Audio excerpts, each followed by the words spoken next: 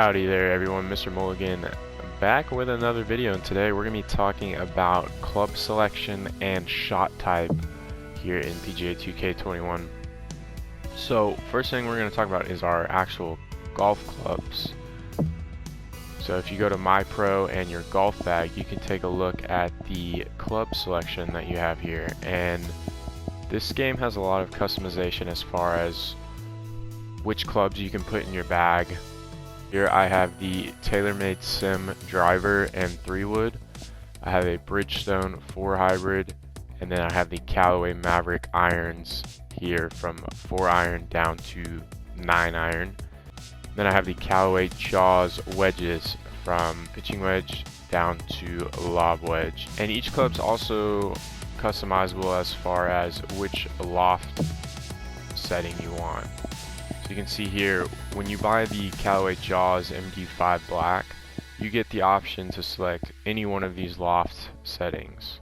And how to decide which one you'll choose is based on your carry distance. So you see here, this 46-degree pitching wedge carries 136 yards. This 48-degree pitching wedge carries 132 yards. So I needed a little bit more carry out of my pitching wedge to get it to be a little bit closer to my carry distance of my 9 iron.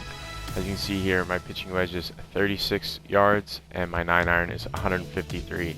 Still not an ideal gapping. You're looking for anywhere from 12 to 15 yards between each club. So you can see here, from lob wedge to sand wedge we have 14 yards.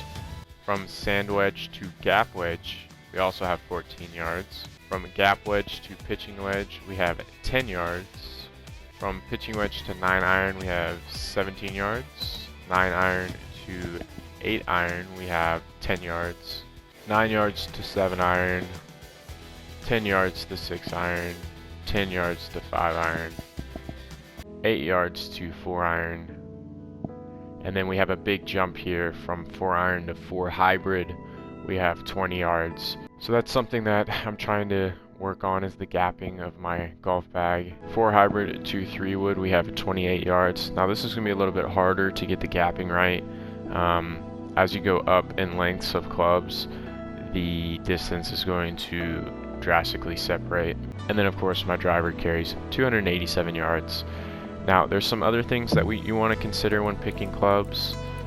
So for example, I have my TaylorMade Sim selected here. If I go over to this Golf Club Deluxe Edition that I got, you can see that the distance is increased, noted by the green bar. The shot shaping is increased, but the forgiveness and swing plane is decreased. And I was having trouble staying in the fairway off the tee with this driver because the forgiveness and swing plane made it a lot harder to swing. So I'm going to show you what that looks like on the actual swing meter. Alright everyone, this is the TaylorMade Sim driver swing plane and tempo meter. Just for the example, I'm going to be doing everything in the Pro version.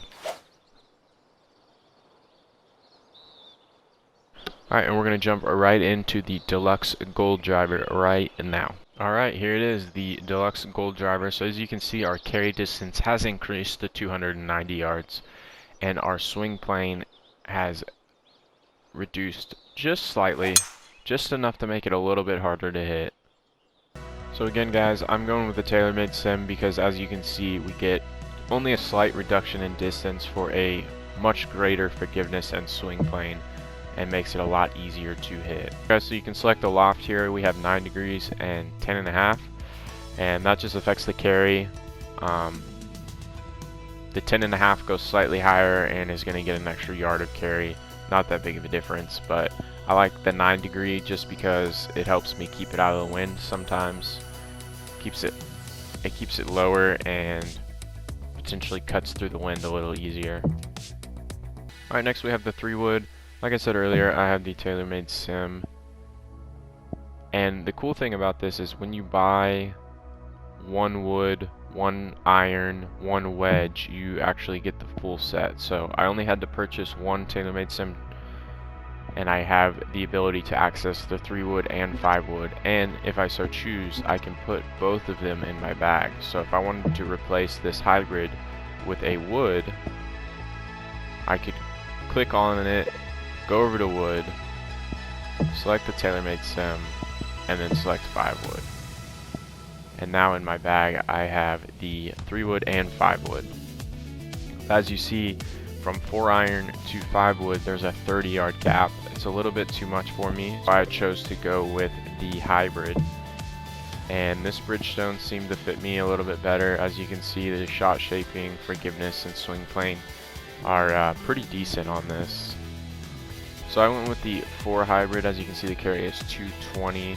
The 5 hybrid is 209. It's a little too close to my 4 iron and I needed a little bit more distance out of it, so I went with the 4 hybrid. And I'm using my 4 hybrid sort of as a utility club in this bag.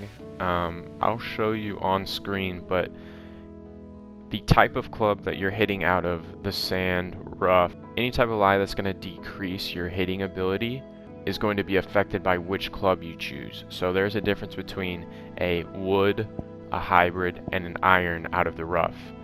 And obviously this only matters if you are playing with the true shot lie off. Otherwise it's already taken into consideration for you and you don't even have to think about it. But with the pro settings it is off, and that is something that you have to consider is your lie percentage. So we're going to take a look at that right now. Alright, so as you can see here, we are in the thick stuff. We are in the heavy rough, 70 to 77%. Now that is solely based off of which club I'm hitting. So as you see here, I have the 4 hybrid selected. If I go down to the 4 iron, my lie increases 79 to 85% because it is easier to hit the ball out of the rough with an iron than it is a hybrid. Now if I go from hybrid to wood, my lie is decreased 61 to 68% because it is harder to hit a wood out of the rough than it is a hybrid. Even as you decrease all the way down your iron list, it slowly improves the lie because it is easier to hit the higher lofted clubs like your wedges out of the rough. So if we go all the way down to lob wedge, we see that it increases our lie to 84 to 91%, as opposed to with our 3 wood, which gave us 61 to 68%.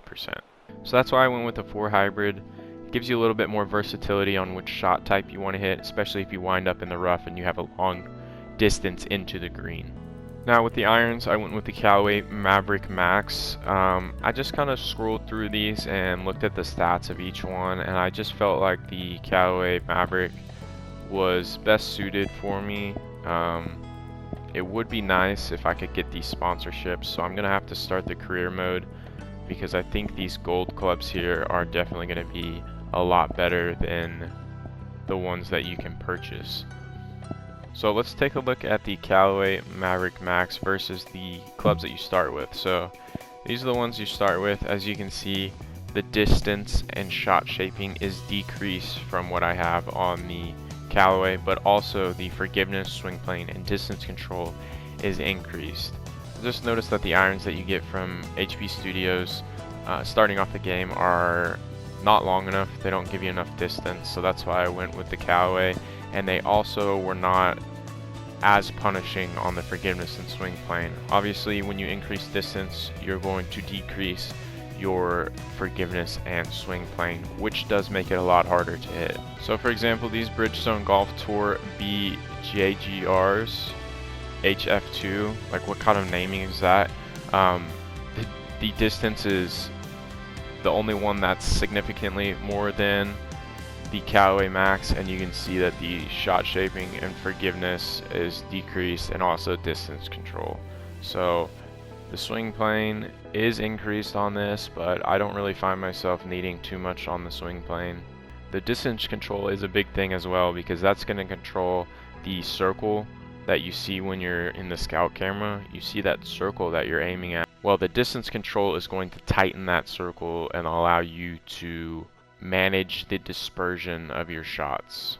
Alright, next we're going to talk about wedges. I went with the Callaway Jaws. Again, I kind of did this to lower the gap in distance between my wedges and my irons. I did originally purchase these, but as you can see, the distance is less. It's got a little bit more forgiveness and distance control, but Again, I just needed that distance, so I practically went with the wedge that had the most distance, I believe. I don't think there was any that even came close. Okay, so here's these TGC zero sums. They have slightly more distance, but their forgiveness and distance control is a lot worse, so I didn't really feel like that was necessary. And the Ben Hogan, again, a little bit of distance, a little bit of shot shaping, but we lose forgiveness and distance control.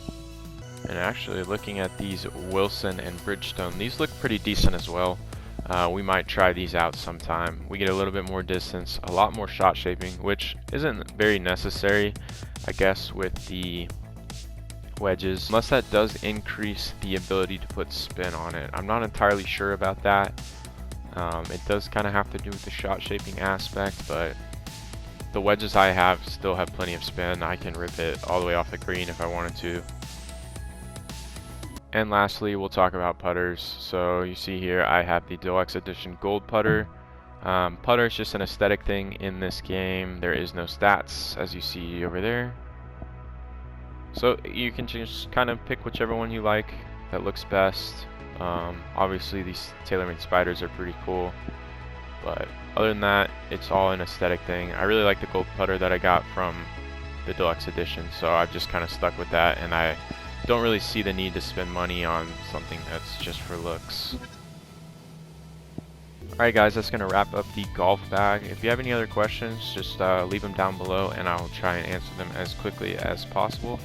But again, the biggest goal, try and get your gapping down from club to club and get a little bit of versatility as far as which type of clubs you have, so that hitting out of bad lie conditions can be improved.